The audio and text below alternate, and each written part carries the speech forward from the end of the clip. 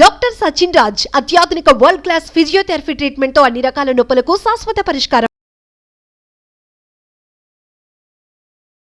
నమస్తే, welcome to Suman TV. నేను మీ యామ్ని. ప్రస్తుతం మనతో ఉన్నారు ప్రముఖ ఆధ్యాత్మికవేత్త, ప్రముఖ జ్యోతిష్య వాస్తు పండితులు మనతో సూర్యనారాయణ శర్మ గారు ఉన్నారు. వారితో మాట్లాడదాం. నమస్కారం గురుగారు. నమస్కారం అమ్మ, శుభం బియాదు. గురుగారు, మనం 2024 సంవత్సరం నుండి అంటే రాశి ఫలాలు ఏ విధంగా ఉన్నాయని తెలుసుకున్నాం కదండి, మన కొన్ని రాశుల గురించి. అయితే ఇప్పుడు కర్కాటక రాశి వారికి అండి అసలు ఏ విధంగా ఉండొచ్చు? కర్కాటక రాశి అంటే మనం ఇప్పుడు సంవత్సరం ఆరంభం నుండి చూసుకోవాలండి. ఆ రోజు ఎలా ఉంది, అక్కడ నుండి ఆ సంవత్సరం అంతా ఎలా ఉన్నది. సో కర్కాటక రాశి తీసుకుంటే సంవత్సరం ఆరంభంలో మనకి ఏంటంటే కేతు అన్నది కర్కాటకం నుండి కర్కాటకం నుండి సింహం కన్యలో ఏమో కేతు అనే గ్రహం ఉంది. అక్కడ సంవత్సరం అంతా అక్కడే ఉంటాడు వాడు అక్కడ నుండి మారడు. అలాగే అక్కడ నుండి తీసుకుంటే చతుర్థంలో మనకి గ్రహాలు కనపడిపోయినాయి. వృశ్చికంలో మాత్రం మనకు స్టార్టింగ్లోని మనకు శుక్రుడు ప్లస్ బుధుడు యొక్క ప్రభావం చూపిస్తోంది. అలాగే ధనుస్సులో మనం చూసేసరికి రవి కుజుడు ఇద్దరు కనబడుతున్నారు. అలాగే శని చూసేసరికి కర్కాటకానికి సప్తమ భావమైన కుంభంలో ఉన్నాడు. అష్టమ భావమైన కుంభంలో ఉన్నాడు అనమాట. అంటే అష్టమ శని యొక్క ప్రభావం కర్కాటకానికి కనిపిస్తుంది. అలాగే 9వ భావంలో చూస్తే రాహు కనిపిస్తున్నాడు. 10వ ఇంట్లో చూస్తే మనకు బృహస్పతి కనిపిస్తున్నాడు. ఫైన్.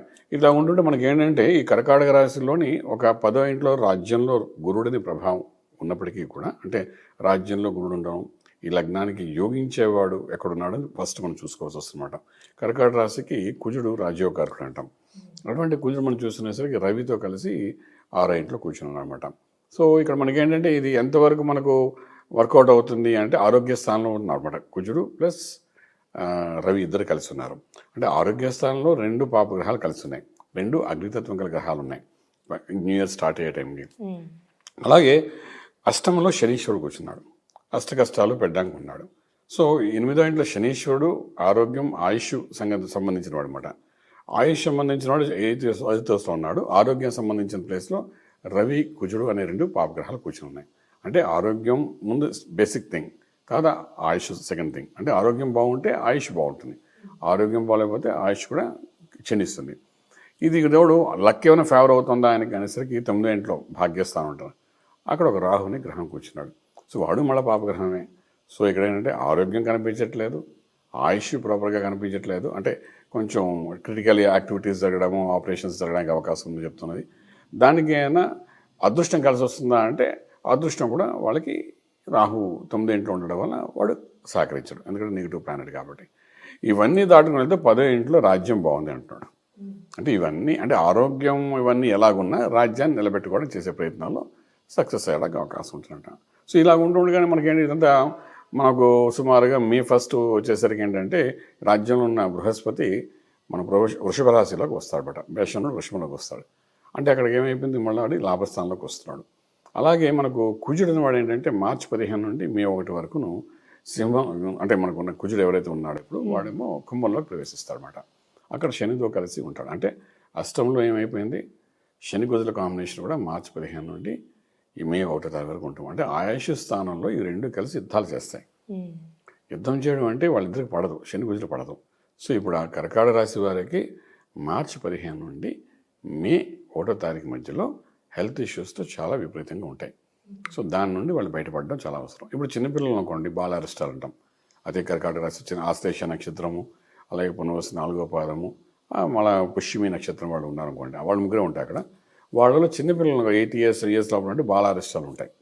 బాలారిష్టాలు అంటే చిన్నపిల్లల చుండి పడిపోవడము, దెబ్బలు తగలడము, మోషన్స్ ఇలాంటివి ఏవో జరగడము, డిహైడ్రేషన్ వల్ల హాస్పిటల్ జాయిన్ అవ్వడం, ఇలాంటివన్నీ ఈ సంవత్సరం స్టార్టింగ్లో వాళ్ళు కనబడతాయి. అదే యుక్త వయసులో ఉన్నారు, హెల్త్ ఇష్యూస్ ఎలా ఉంటాయంటే యుక్త వయసులోని వాడికి గ్యాస్ట్రిక్ ఇష్యూ రావడం, ఇండైజెషన్ ప్రాబ్లం రావడము, తర్వాత థ్రోట్ ఇన్ఫెక్షన్స్ రావడం, ఈ శని కుజులు కలిసారు కాబట్టి మంట, ఆ మంట నుండి బయటపడడంలా తెలియకపోవడం, ఇట్లా కొంచెం డిఫరెంట్గా కనిపించే అవకాశం.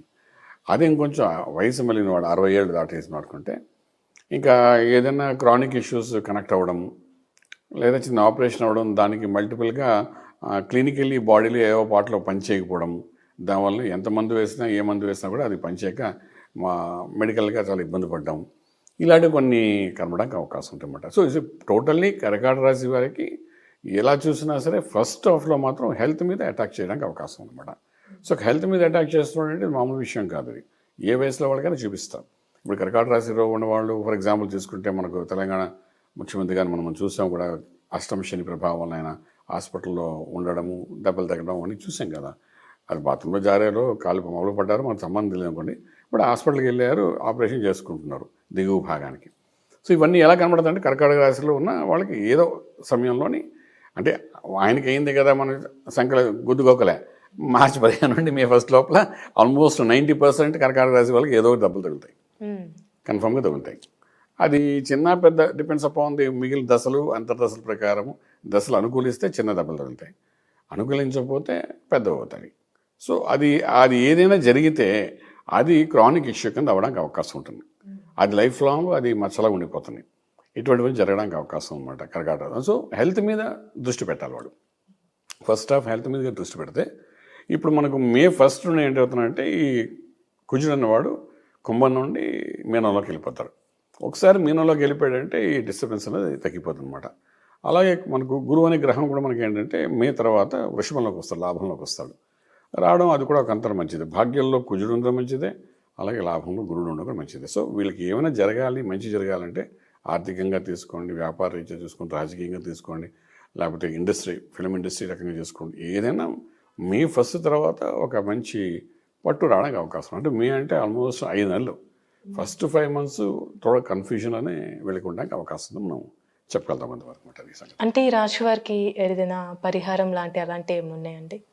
పరిహారాలంటే ఇప్పుడు మనకు ఇది అష్టమ శని అంటే శని చేయాల్సిన పని చేస్తాడు, చేసిన తర్వాత మనం ముందు వేసుకోవడమే. అంటే ఏంటంటే ఇప్పుడు వాడిని యుద్ధం చేయలేం, శని కుజులు కలిసినప్పుడు వాళ్ళదే ఒక పెద్ద యుద్ధం. ఆ సంధి కలిసి ఉండడం ఒక మహాయుద్ధం.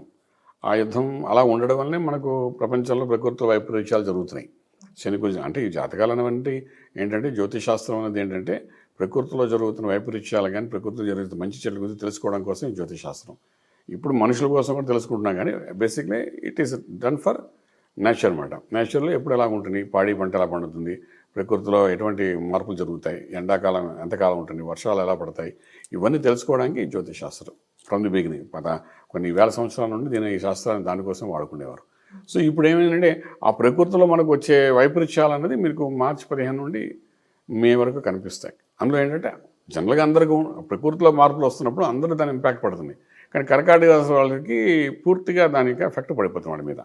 మిగిలిన వాళ్ళకి ఏదో గొడుగు పెట్టినట్టుగా ఎండాకాలం వర్షాకాలం గొడుగు పెట్టుకుంటాయి కదా, పట్టుకున్నవాడికి ఏం కాదు కదా, అలా ఉంటుంది మిగిలిన వాళ్ళకి. వీడు ఒక్కడికే కర్కాటక రాశి వాళ్ళకి ఇవన్నీ ఇబ్బంది కలుగుతుంటాయి అన్నమాట. సో ఇలాంటప్పుడు ఏంటంటే ఈ కుజుడు శని 2 కాంబినేషన్స్లో అక్కడ ఎఫెక్ట్ అవుతుంది. కాబట్టి ఫస్ట్ హాఫ్లో సుబ్రహ్మణ్యేశ్వర స్వామికి ఆరాధన చేయడం, అభిషేకం చేయడం, ఇవన్నీ బాగా పనిచేస్తాయి. అలాగే శివుని కూడా ఆరాధన, పంచశక్తులున్నాయి కాబట్టి నమ్మకం, చమకం, రుద్రం, శ్రీశక్తం, పురుషశక్తం 5 ఉన్నాయి. ఈ 5 ఏదో ఒక దాంట్లో అభిషేకం చేసుకోవడం, ఇంట్లో చక్కగా తీర్థం తీసుకోవడం, మన వాళ్ళు ఎవరైనా హిందువులైనా వాళ్ళంతా అలా చేసుకుంటే ఏంటంటే కొంతవరకు ఈ ఆయుష్, అన్నిటికీ ముఖ్యం ఆయుషే కదండి. సో మనకేంటి ఆ స్పీడ్ లెవెల్స్ తగ్గించేస్తుంది. డైనమిక్ ఉన్నవాడు కూడా ఈ హెల్త్ ఇష్యూ రాగానే ఒక్కసారి పడిపోతాడు కిందకి. అలా ఉంటుంది కాబట్టి డెఫినెట్గా అలా చేసుకోగలిగితే మంచి రిలాక్సేషన్గా ఉండడానికి ఉంటుంది. అదొక చిన్న రెమెడీ అని చెప్పచ్చు. అలాగే మనకేంటంటే ఈ భాగ్యంలో రాహు ఉండడం వలన డెఫినెట్గా ఈ 9th house రాహు ఏం చేస్తుందంటే మన యొక్క విదేశీయానం గురించి చెప్తుంది. అలాగే 9th house మన హైయర్ ఎడ్యుకేషన్ గురించి చెప్తుంది. 9th house రాహు ఏమో అంటే 9వ ఇల్లు మనకు భాగ్యం, అదృష్టం గురించి చెప్తుంది. అలాగే 9వ ఇల్లు తండ్రి గారి గురించి కూడా చెబుతుంది. అలాగే 9వ ఇల్లు మనకు విదేశీయ చదువు కూడా పీజీ ఇవన్నీ చేస్తారు కదా, ఎక్స్ట్రాడినరీ స్టడీస్ గురించి కూడా చెప్తుంటుంది కూడా. సో ఈ 5కి సంబంధించి ఆ 9వ ఇంట్లో రాహు అనే పాపగ్రహం కూర్చున్నాడు. ఆ కూర్చోవడం వల్ల అంటే చిన్నపిల్లలకి విదేశాలకి చదువుకునే వాడు చదువు ఎక్కదు. అలాగే తండ్రికి అంటే ఇప్పుడు కర్కాటక రాశిలో పుష్యమి నక్షత్రం కానీ పునర్వసు 4వ పాదం కానీ ఆశ్లేష నక్షత్రంలో పుట్టిన వాడి యొక్క తండ్రి గారికి 9వ ఇంట్లో అక్కడ రాహు ఉన్నాడు కాబట్టి ఏదో ఒక డిస్టర్బెన్స్ తీసుకొస్తారు, హెల్త్ వైజ్ అని తీసుకొచ్చే అవకాశం ఉంటుంది. ఈ 2వ అదృష్టం 9వ ఇంట్లో రాహు ఉన్నది కాబట్టి కర్కాటక రాశి వారికి ఇప్పటి వరకు ఏది చేసినా నడుస్తున్న కథలో వెళ్ళిన వాళ్ళకి ఈ 9వ ఇంట్లో రాహు రాగానే మొత్తం ఆ గర్వం పోగొట్టుకునేటట్టుగా ఆ లక్ ఫేవర్ చేయదన్నమాట. ఎప్పుడైతే లక్ ఫేవర్ చేయడో మనం హార్డ్ వర్క్ మీద ముందుకెళ్ళాలి. హార్డ్ వర్క్ చేసేవాడు ముందుకు వెళ్ళిపోతాడు, హార్డ్ వర్క్ చేతగాని వాడు అక్కడ ఉండిపోతాడు. సో ఇదేంటంటే లక్ అనేది మిస్ఫైర్ అయిపోతుంది వాడికి. అలాగే 9వ ఇంట్లో మనం చూసినా చదువు, ఎక్స్ట్రాడినరీ స్టడీస్ అది బ్రేక్ అయిపోతాయి, అవి సరిగ్గా ఉండవు. అలాగే విదేశాలకు వెళ్ళి సెటిల్ అవ్వాలనుకున్న వాడు కూడా 9వ ఇల్లు ఒకసారి చూస్తాం, దాన్ని కూడా కొన్ని డిస్టర్బెన్సెస్ అయ్యే అవకాశం ఉంది. సో 9వ ఇంట్లో రాహు ఒక రకంగా ఏడిపిస్తాడు, వాడు అక్కడే ఏడాదంతా ఉంటాడు. సో ఈ 5 ఆస్పెక్ట్స్ మీద దాన్ని కూడా మనం కంట్రోల్ చేయాలి. సో అంచేతంటే ఇదంతా అభిషేకము ఇవి చేసుకోవడము, నార్మల్గా ఉండడం. అలా ఉంటే ఫస్ట్ హాఫ్ మనకి ఎప్పుడైనా మే 1 కల్లా కొంతవరకు వెల్త్ మీద అటాక్ పడతాయి కదా, ఆ తర్వాత మనిషి స్లో అయిపోతాడు. సో మొత్తంగా చెప్పాలంటే కర్కాటక రాశి వారికి ఏం చేసినా కూడా ఈ సంవత్సరం కొంచెం న్యూట్రల్గా డల్గానే ఉంటుంది. అంటే ఎక్స్ట్రాడినరీగా వెళ్ళడానికి అవకాశం అయితే చాలా తక్కువ అని చెప్పొచ్చండి. చాలా చక్కగా తెలియదు గురుగారు, ధన్యవాదాలండి. శుభం బియాదం.